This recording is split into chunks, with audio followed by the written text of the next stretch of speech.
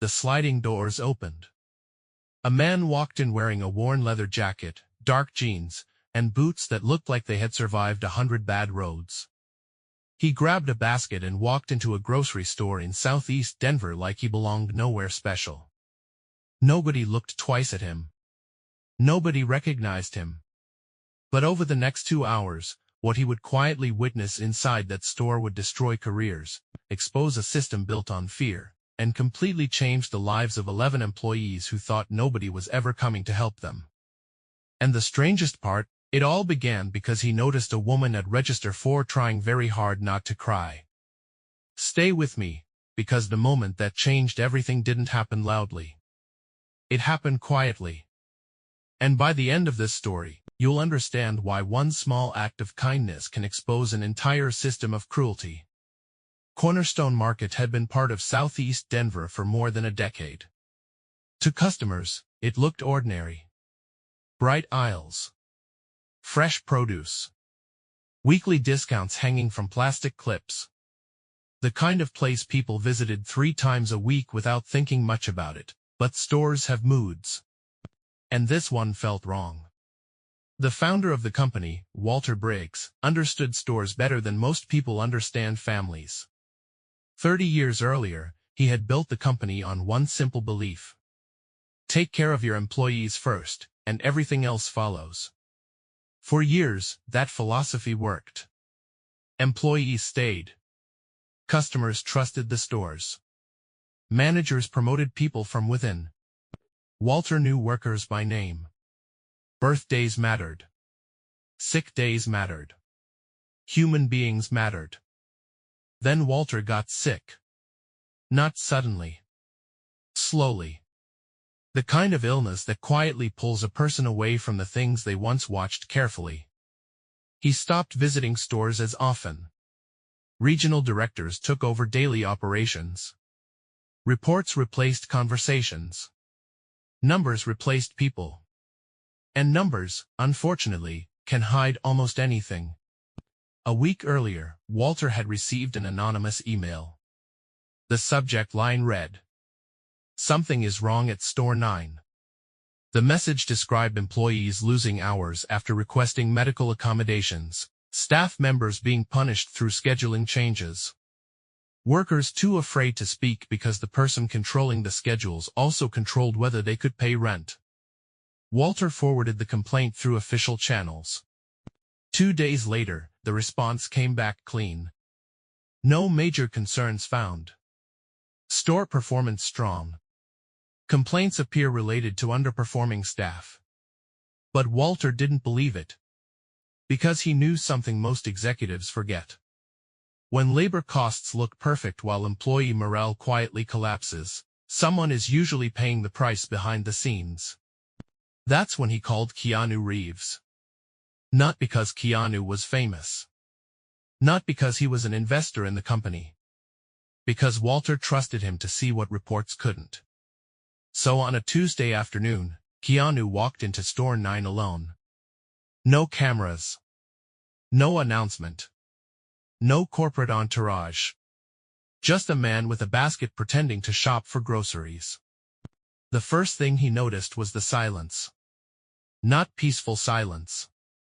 Careful silence. Employees move like people trying not to attract attention. Conversations ended quickly. Nobody lingered. Nobody joked. At register 4 stood a woman named Diane.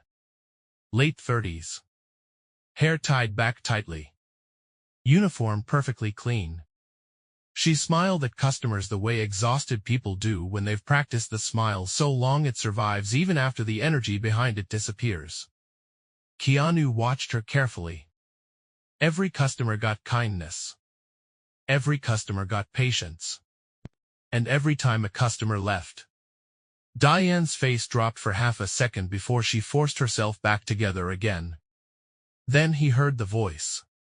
A supervisor named Brett. He approached Diane holding a clipboard like it was a weapon.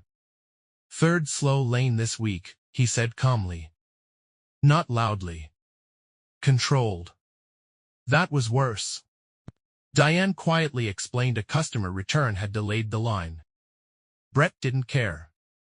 You already lost 8 hours last month, he told her. Think carefully about how important your remaining hours are. Then he walked away. Just like that. No shouting. No scene. But Keanu understood immediately what had happened. This wasn't management. It was intimidation. Hours were being used as punishment. Fear was being used as policy. And everyone in the store knew it. For the next hour, Keanu watched closely. A young employee stumbled while stocking shelves and instantly looked around in panic, like making mistakes had consequences. A customer waited several minutes at the service counter while understaffed workers struggled to keep up. Employees avoided eye contact with Brett whenever he walked nearby. And the strangest thing? The atmosphere changed whenever Brett disappeared into the back office. People breathed again.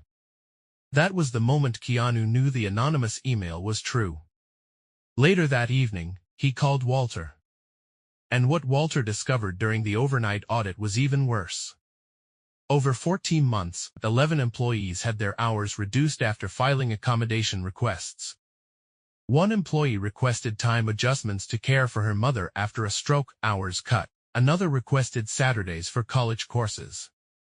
Hours cut. A worker with a shoulder injury submitted a doctor's note, marked as a performance concern. The system wasn't random. It was deliberate. The next morning, Keanu returned to the store. That's when a young employee named Jesse quietly approached him in the produce aisle. You were here yesterday, Jesse said carefully. Keanu nodded. Jesse glanced around before speaking again. It wasn't always like this. And slowly, the truth started coming out. Diane had once worked nearly full-time hours. Now she was down to 22. Not because she performed badly. Because she asked for compassion. Angela, another employee, had spent 4 years working toward a business degree while juggling shifts. After requesting schedule flexibility for classes, her hours suddenly dropped too. And Raymond, an 8-year employee with a shoulder injury, became terrified to use sick days because Brett had started documenting him as unreliable. Nobody complained openly anymore. Because everyone understood the rules. Need something human? You get punished.